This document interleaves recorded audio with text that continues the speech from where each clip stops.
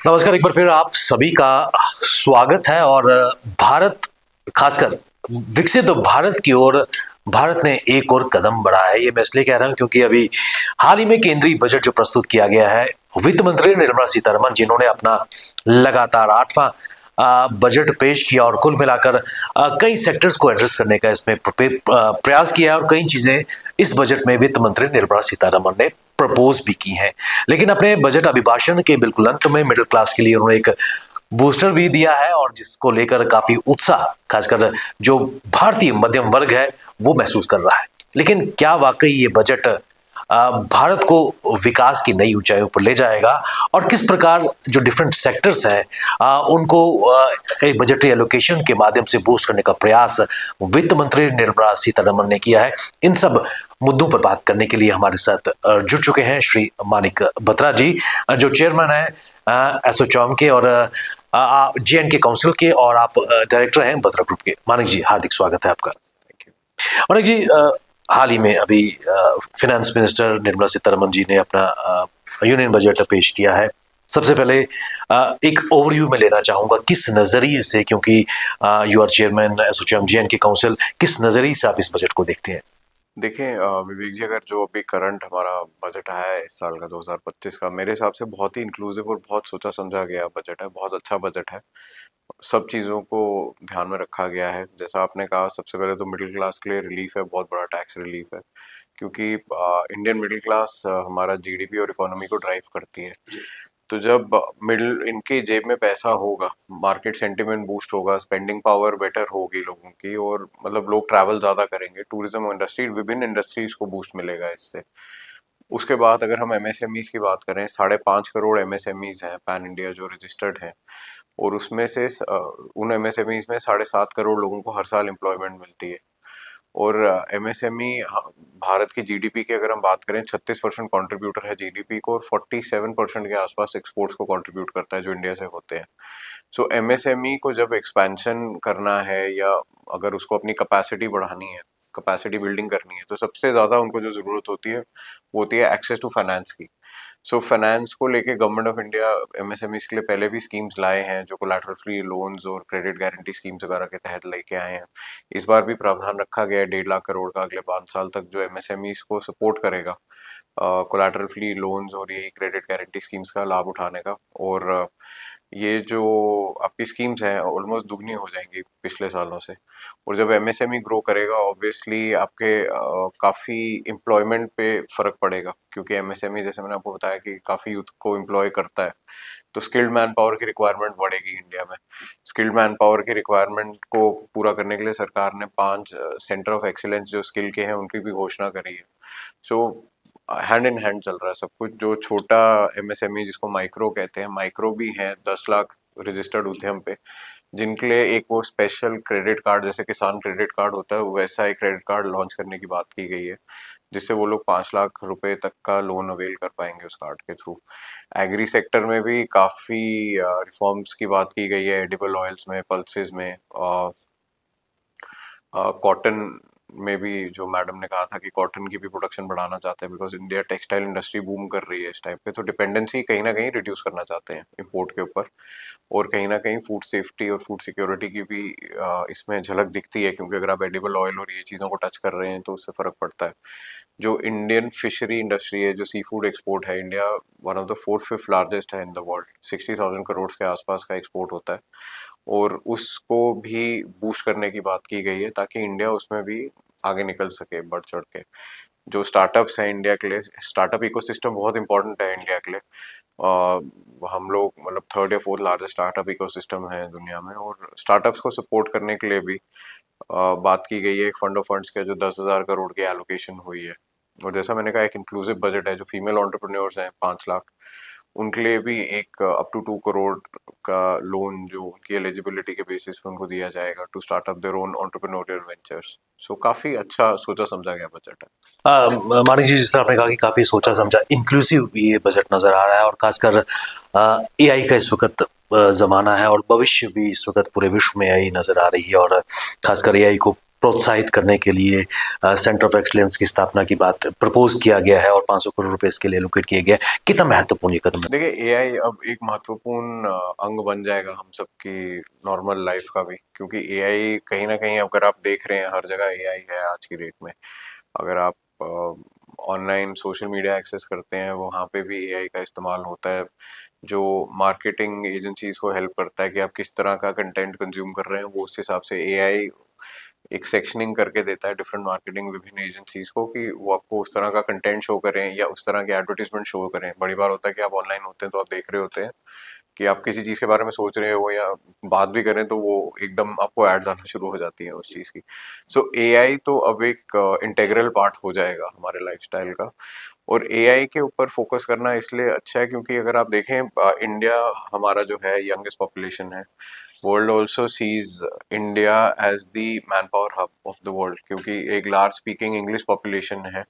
So government का जो focus है कि जो लेटेस्ट टेक्नोलॉजीज हैं, जो यंग जनरेशन है, जो स्कूल में है, बच्चे कॉलेज में है, उनको उसकी अडेप्शन ईजी हो जाए। जब उनको थोड़ा बहुत एक्सपोजर देना शुरू करेंगे इन चीज़ों का, वो फंड उन्हीं चीज़ों के लिए यूज़ होगा।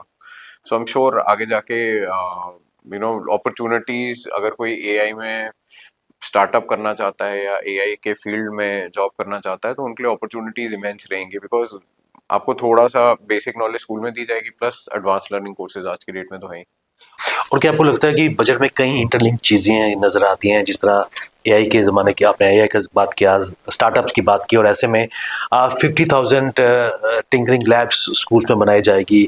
बच्चों में क्यूरियोसिटी होती है, उनको उसको एक सही डायरेक्शन में देने के लिए एक प्रावधान इस बजट में लिया गया है। देखिए, अटल टिंकरिंग लैब्स जो थी, जो टिंकरिंग लैब्स की आप बात कर रहे हैं, वो बच्चों का इनोवेशन जो एक है, इनोवेटिव साइड को बाहर लेके आती हैं। जो हमारा पुराना एजुकेशन सिस्टम था और जो न्यू एजुकेशन पॉलिसी है, इसमें यही एक अंतर है कि जो पुराना एजुकेशन सिस्टम था वो बहुत एक पढ़ाई और थियोरेटिकल की तरफ ज़्यादा फोकस करता था। अब जो न्यू एजुकेशन पॉलिसीज आ रही हैं और जो अब जो हमारा जिस तरह हम नए अडॉप्शंस कर रहे हैं एजुकेशनल, जो आपके ये रेवोल्यूशंस आ रहे हैं नए नए, इससे बच्चों को एक फ्री थिंकिंग और जो इनोवेशन है वो प्रमोट होता है। अदर देन दैट कि बच्चों का इंटरेस्ट किस फील्ड में है, हम पहले से ही बचपन से उसको उस फील्ड में तैयार करने की कोशिश करते हैं। पहले क्या होता था कि आप 12th तक एक कॉमन सिलेबस होता था, उसके बाद फिर स्ट्रीम चेंज होती थी, बट आज की डेट में बच्चे पहले से ही काफ़ी यंग एज से ही जो उनका एरिया ऑफ इंटरेस्ट है उस साइड डाइवर्ट होना शुरू हो जाते हैं। तो जैसे ये टिंकरिंग लैब्स की आप बात करें तो I am sure will create a lot of tech entrepreneurs और tech savvy kids in the future. और ज़रूरत भी है इस तरह, क्योंकि इस वक्त चाहे हम चाइना की डीप सीक की बात कर रहे हैं, जो इस वक्त उसके कई तरह की चीज़ें सामने आ रही हैं, उसके लिए भारत को भी तैयार रहना होगा। एक इंटरेस्टिंग चीज़ में नज़र आ रही है, खासकर स्टार्टअप्स का यहाँ पर जिक्र किया, और भारत एक युवा देश है, आबादी का almost more than 60% of the population is youth, and startups की उस भावना को प्रोत्साहित करने के लिए सीजीटीएमसी क्रेडिट गारंटी के तहत उनको भी प्रोत्साहित करने का प्रयास किया गया, अमाउंट को भी ऑलमोस्ट बढ़ा दिया गया है। कितना महत्वपूर्ण कदम ही नजर आता है? देखिए, स्टार्टअप एक बहुत महत्वपूर्ण कदम है, बिकॉज सिर्फ अमाउंट नहीं बढ़ाया गया, उनके लिए जो टैक्स हॉलिडे था उसको भी इंक्रीज कर दिया गया। अगर आपने बजट में देखा हो, जहां तक मुझे याद है, आई थिंक 2030 तक टैक्स हॉलिडे दे दिया गया है जो स्टार्टअप्स हैं। सो स्टार्टअप्स क्या मतलब महत्व इसलिए है क्योंकि गवर्नमेंट सिर्फ ये नहीं कहती कि आप जॉब्स करें, गवर्नमेंट कहती है कि आप जॉब क्रिएटर भी बने। सो हम ज़्यादा से ज़्यादा जॉब क्रिएटर्स क्रिएट कर रहे हैं थ्रू स्टार्टअप्स। और इंडिया, जैसे आपने कहा कि यंग पॉपुलेशन है और एक माइंड उनका, हम लोगों का ऐसा है कि प्रॉब्लम सॉल्विंग की तरफ लगे रहते हैं। सो काफ़ी यूनिक स्टार्टअप्स आए हैं पास्ट में भी, एंड मतलब हमारे पास मोर देन 100 यूनिकॉर्न्स हैं आई थिंक आज की डेट में इंडिया में। सो हमारा पोटेंशियल काफ़ी इमेंस है और स्टार्टअप्स अच्छे होने का फ़ायदा गवर्नमेंट को भी होता है, देश को भी होता है, बिकॉज अच्छे स्टार्टअप्स होंगे, एम्प्लॉयमेंट होगी, वो स्केल करेंगे तो गवर्नमेंट को भी कहीं ना कहीं उनसे रेवेन्यू रियलाइजेशन होगा, जो टैक्सेस वगैरह आएंगे। तो startups is overall good for the economy. और स्टार्टअप से क्या होता है कि एक कल्चर प्रमोट होता है, जैसे जॉब क्रिएशन का मैंने कहा, और सेल्फ डिपेंडेंस का एक कल्चर प्रमोट होता है। इस बजट में खासकर एग्री सेक्टर को भी कई तरह के बूस्टर देने का प्रयास किया गया है। कई मिशन, जैसे मखाना मिशन की अगर बात करें, बिहार में स्थापित किया गया है। कृषि सेक्टर में कृषि धन्य दान स्कीम लाई गई है। केसीसी की लिमिट को एनहांस किया गया है। किस नज़रिए से इस एग्रीकल्चर सेक्टर में बजट को देखते हैं? देखिए, एग्रीकल्चर सेक्टर हमेशा से हिंदुस्तान के लिए बहुत ही एक इम्पोर्टेंट सेक्टर रहा है। अगर हमारे देश की आप बात करें, एग्रीकल्चर और फार्मर्स ने हमेशा हमें सपोर्ट करा है। जब पीछे के समय की भी बात करें तो नारा भी होता था जय जवान जय किसान, क्योंकि उस टाइम पे जब उस टाइम ऑनरेबल प्राइम मिनिस्टर थे लाल बहादुर शास्त्री, उन्होंने कहा कि फूड सिक्योरिटी की बात करी, क्योंकि अलग अलग जो हमारे नेबरिंग मुल्क थे उनसे थ्रेट रहता था, तो उस टाइम पे किसान और जवान आगे आए थे और किसानों ने काफ़ी सपोर्ट करा था उस टाइम पे भी। सो एग्री सेक्टर जो है वो हमारे लिए हमेशा बहुत इंपॉर्टेंट रहेगा, क्योंकि ये कोर सेक्टर है हमारी जीडीपी का। सो जैसा आपने कहा कि किसान क्रेडिट कार्ड की भी लिमिट बढ़ा दी गई है, पहले 3 लाख होती थी जिसपे वो लोन अवेल कर सकते थे, अब 5 लाख कर दी गई है, क्योंकि गवर्नमेंट भी चाहती है कि वो लेटेस्ट जो बेटर टेक्निक्स हैं या हाइब्रिड वैरायटी के सीड्स हैं या बेटर यील्ड वाली जो सीड्स हैं या हाई क्वालिटी का मैन्योर जो वो यूज़ करते हैं, कि वो भी गवर्नमेंट भी सरकार भी चाहती है कि वो हाई क्वालिटी का चीज़ें यूज़ करें ताकि उनका यील्ड भी बेटर हो, और उसमें जो वो इनऑर्गेनिक कंटेंट होता है सरकार कहीं ना कहीं उसको भी कम करना चाह रही है, क्योंकि अब सरकार ज़्यादा प्रमोट करती है ऑर्गेनिक मैन्योर्स और इन चीज़ों की तरफ, क्योंकि कहीं ना कहीं बजट में यूरिया और मैन्योर्स को लेके भी मेंशन था। और जैसा कि आप मखाना बोर्ड की बात कर रहे हैं, मखाना बोर्ड हमारे लिए इसलिए इम्पोर्टेंट है बिकॉज मखाना इंडिया की वजह से काफ़ी पॉपुलर हो गया है। अगर मतलब जो जीरो अदा के फाउंडर है उन्होंने भी इस पे बात करी, क्योंकि मखाना का एक्सपोर्ट बहुत हो रहा है इंडिया से। It is seen as a very healthy snack because high protein content और ये सब चीज़ें होती हैं। सो अभी वो सेक्टर बहुत अनऑर्गेनाइज था, कि एक कोई बॉडी नहीं थी जो इसको पूरा रेगुलेट कर रही थी, कि बाहर से अगर आपके बायर्स आ रहे हैं क्या प्राइस है, मतलब कहीं ना कहीं आपको एक प्राइस कंट्रोल और रेगुलेशन लानी पड़ती है, ताकि जो यहाँ पे हमारा लोकल फार्मर है वो कहीं ना कहीं उसको नुकसान ना हो। सो उनको फायदा देने के लिए और उनको बचाने के लिए गवर्नमेंट ने ये मखाना बोर्ड फॉर्म करने की बात करी है, जिससे जो क्या है कि जो रेगुलराइजेशन होगी, एक आपका जो उसका एक बेंचमार्किंग हो जाएगी प्रोडक्ट की, क्वालिटी एक्सपोर्ट स्टैंडर्ड से बन सकती है। जो ये बोर्ड होगा इसका काम ये भी होगा कि जो किसान है जो इस में काम कर रहे हैं मखाना के इसमें प्रोडक्ट्स में, तो उनको एक नो हाउ भी दिया जाए कि क्वालिटी कैसे इंप्रूव करें जो एक्सपोर्ट क्वालिटी, मतलब एक्सपोर्ट बढ़ सके प्रैक्टिकली इसका।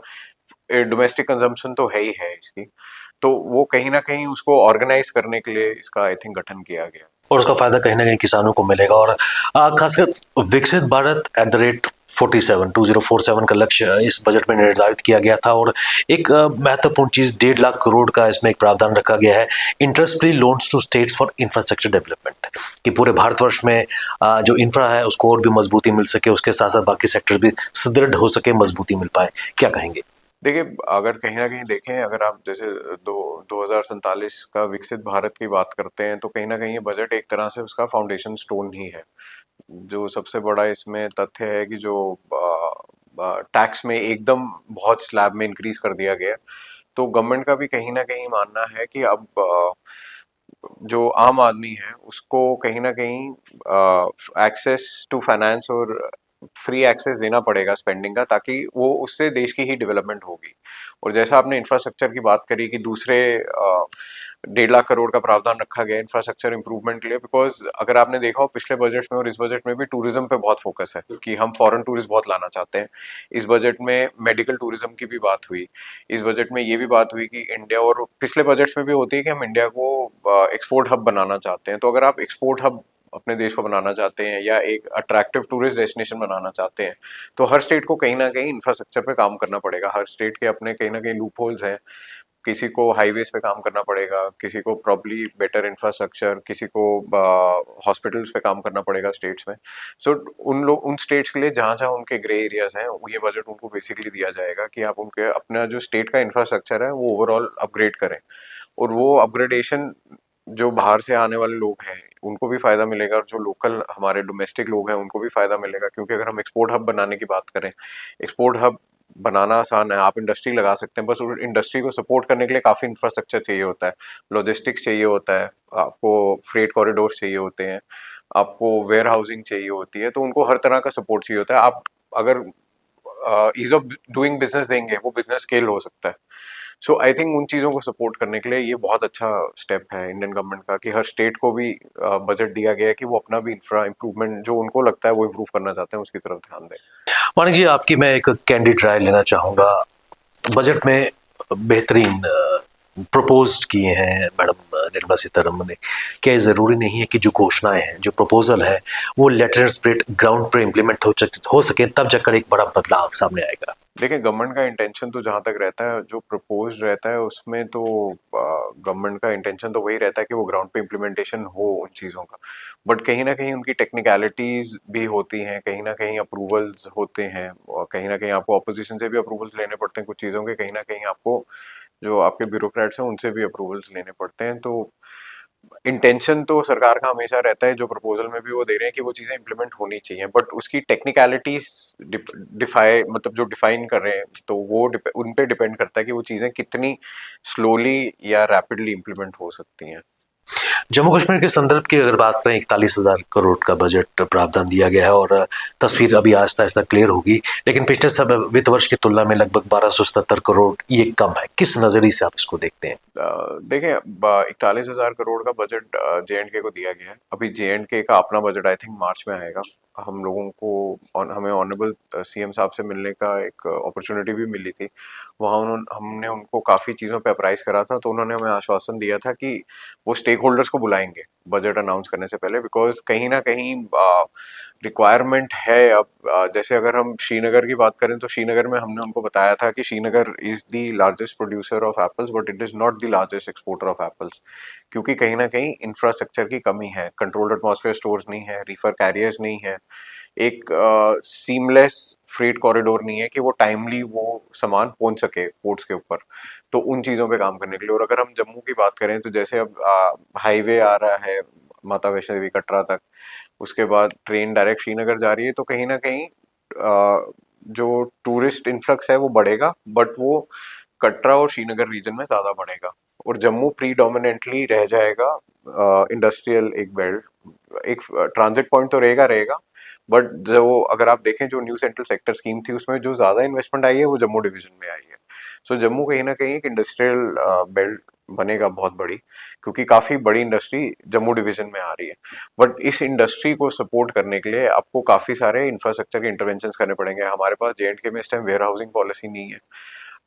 उसके बाद हम लोग हमेशा से एक फ्रेट सब्सिडी का रिक्वेस्ट करते हैं गवर्नमेंट को जब भी हमारी मीटिंग्स होती हैं, बिकॉज हम एक लैंडलॉक स्टेट है, रॉ मटेरियल बाहर से आ रहा है और आप वापस प्रोड्यूस करके उन फिनिश गुड्स को भी आउट ऑफ J&K भेज रहे हैं, जो एक एक्सपेंसिव प्रोपोजिशन रहता है।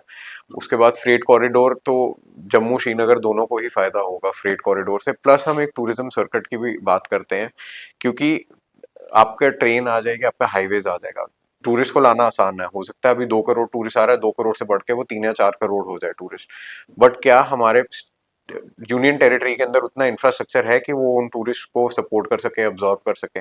सो ताकि उन लोगों को हम यहाँ पे रिटेन कर सकें, जिससे हमारी इकोनॉमी बूस्ट हो, हमें कहीं ना कहीं अब इंटरवेंशंस करने पड़ेंगे कि अदर देन जो पॉपुलर हमारी डेस्टिनेशंस हैं, जो अनएक्सप्लोर्ड डेस्टिनेशंस हैं, जैसे भद्रवाह है, आपका पंचेरी है, फिर आपका बन्नी बसोली एरिया है, सनासर है, इन एरियाज को, पीर की गली है, रजौरी पुंछ, मतलब हमें ये एरियाज को डेवलप करना पड़ेगा, क्योंकि कश्मीर में गवर्नमेंट के साथ साथ लोकल्स का भी बहुत फोकस रहा टूरिज्म के ऊपर, तो वहाँ कहीं ना कहीं बहुत डेवलपमेंट हुई है जो टूरिस्ट इंफ्रास्ट्रक्चर है। बट कहीं ना कहीं जम्मू में मुझे लगता है कि हम लैक करते हैं, कि बहुत लिमिटेड जगहें हैं जहाँ टूरिज्म का इंफ्रास्ट्रक्चर डेवलप हो पाया है। अब जैसे अगर मैं कटरा यूनियन की बात करूं, जो इनकी होटेलियर्स और बाकी यूनियंस हैं, तो मतलब इन लोगों ने काफ़ी काम किया पिछले सालों में। तो जब वैष्णो देवी श्राइन के साथ साथ जो देवा माई और ये थे आपके शिव खोड़ी, इनका भी टूरिज्म में काफ़ी बूस्ट आया। वो बूस्ट तभी आएगा जब जो वहाँ लोकल लोग बैठे हैं वो लोगों को गाइड कर सकें, और वहाँ पे थोड़ा बहुत इंफ्रास्ट्रक्चर डेवलपमेंट जॉइंटली होता है, प्राइवेट भी मतलब पीपीपी टाइप में ही होता है, कि पब्लिक भी करती है, गवर्नमेंट भी करती है उसमें। सो कहीं ना कहीं हमें इंफ्रास्ट्रक्चर डेवलपमेंट पे यहाँ पे ध्यान रखना पड़ेगा मेरे हिसाब से, क्योंकि एकदम बहुत इंडस्ट्रियलाइजेशन हो जाएगी, जो मैं चैलेंजेस फोर्सी करता हूँ, एकदम टूरिज्म बहुत आ जाएगा, एकदम इंडस्ट्रियलाइजेशन हो जाएगी, स्किल्ड मैन पावर की प्रॉब्लम आएगी, आपको इंफ्रास्ट्रक्चर का प्रॉब्लम आएगा कि इंफ्रास्ट्रक्चर उतना टूरिस्ट को सपोर्ट नहीं कर पाएगा। और एक चीज़ जो और मैं फोर्सी करता हूँ, कि जो लोकल इंडस्ट्री है हमारे यहाँ पे, जो इतने सालों से यहाँ की इकोनॉमी को सपोर्ट कर रही है, कहीं ना कहीं उनको भी अच्छा पैकेज देना चाहिए, क्योंकि वही लोग हैं जो एंसिलरी इंडस्ट्री का काम करेंगे इन बड़ी इंडस्ट्रीज के लिए। सो ओवरऑल एक हारमोनियस सिचुएशन होगी, जो हैंड इन हैंड सब चलेंगे साथ में। मानिक जी, बिल्कुल अंत में मैं आपसे जानना चाहूँगा, जिस तरह आपने कहा कि मुख्यमंत्री उमर अब्दुल्ला से एस्ट्रोम के से शिष्टमंडल लेड बाय यू आपकी मुलाकात हुई और किन मुद्दों पर, खासकर बजट को लेकर, जम्मू कश्मीर की अर्थव्यवस्था को लेकर किन केंद्र बिंदुओं पर और बात की गई, जो हम आशा कर सकते हैं कि आने वाले बजट में रिफ्लेक्ट कर पाएँ? जी, हमारा हमेशा से, जैसे मैंने आपको पहले भी बताया अभी, कि हमारा हमेशा से रहता है कि लॉजिस्टिक्स बहुत इंपॉर्टेंट है जे.एंड.के के लिए। उसके बाद टूरिज्म के ऊपर, टूरिज्म सर्कल डेवलपमेंट के ऊपर, कि कहाँ-कहाँ कर सकते हैं। माननीय मुख्यमंत्री भी जो थे, उनका भी काफ़ी सीरियसनेस है जम्मू डिवीज़न को लेके कि यहाँ पे भी टूरिज्म का प्रमोशन होना चाहिए। और टूरिस्ट सर्किट के साथ-साथ फिर हमारा जो लोकल इंडस्ट्रीज़ हैं, इनके लिए कुछ पैकेजेस होने चाहिए, उस पे डिस्कशन हुआ। फ्रेट सब्सिडी पे डिस्कशन हुआ। हमने कहा आज की डेट में तो ई-वे बिल भी है जीएसटी का, तो फ्रेट सब्सिडी को उसके साथ लिंक किया जा सकता है, या पर्टिकुलर एक कुछ किलोमीटर्स का कट ऑफ दे दें उसको, क्योंकि कहीं न कहीं सपोर्ट चाहिए, क्योंकि ट्रांसपोर्ट महँगा हो रहा है। डे बाय डे महँगा हो रहा है, लॉजिस्टिक्स महँगे हो रहे हैं, and local trade based community है हमारी जे.एंड.के की, जो बहुत ज़्यादा डिपेंड करती है इन्फ्लक्स ऑफ टूरिस्ट के ऊपर। तो वो टूरिस्ट को हम जम्मू में भी कैसे रिटेन करें, उस पे डिस्कशन हुई थी। मानिक जी, आप हमारे साथ स्टूडियो में आए, खासकर बजट को लेकर और उसके कितने दूरगामी प्रभाव विकसित भारत की दिशा में इसका पड़ेगा, उस पर आपने विचार किया और जम्मू कश्मीर की अर्थव्यवस्था और आने वाले बजट पर भी आपने प्रकाश डाला। आपका बहुत-बहुत धन्यवाद। ये थे श्री मानिक बत्रा जी। आप चेयरमैन हैं एसोचैम जे.एंड.के काउंसिल के और आप डायरेक्टर हैं बत्रा ग्रुप के, जिन्होंने आज समय निकाला और खासकर बजट को लेकर अपनी प्रतिक्रिया, अपनी रिएक्शन दी। जम्मू कश्मीर के भी आने वाले बजट पर भी उन्होंने बात की, कौन-कौन से केंद्र बिंदु हैं जिन पर आवश्यकता है कि आने वाले समय में काम किया जाए।